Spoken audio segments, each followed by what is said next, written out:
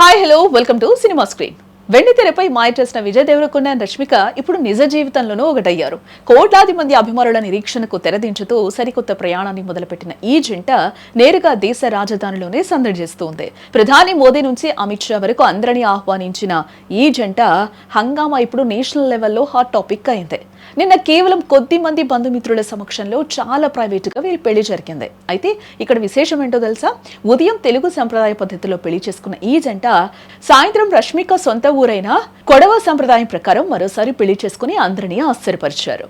పెళ్లి ముగిసిన వెంటనే ఈ కొత్త జంట శుక్రవారం ఢిల్లీలో ల్యాండ్ అయ్యారు. నేరుగా దేశ ప్రధానమంత్రి నరేంద్ర మోదీని కలిశారు. పెళ్లి తర్వాత మొదటిసారిగా బయట కనిపించిన ఈ జంటను చూసి ఫ్యాన్స్ ఖుషి అవుతున్నారు. మోదీకి తమ పెళ్లి రిసెప్షన్ ఇన్విటేషన్ కార్డును అందించి మార్చి 4న హైదరాబాద్ లో జరిగే వేడుకకు రావాలని కోరారు. విజయ్ దేవరకొండ మోదీతో మాట్లాడుతున్న ఫోటోలు ఇప్పుడు నెట్టింట రచ్చ చేస్తున్నాయని చెప్పుకోవచ్చు.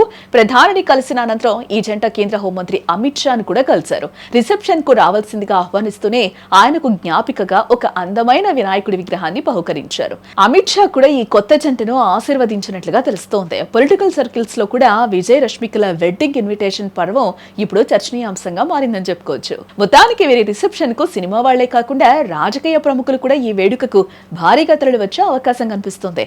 మార్చి 4వ తేదీన హైదరాబాద్ లో జరగనున్న రిసెప్షన్ కోసం భారీ ఏర్పాట్లే జరుగుతున్నాయి.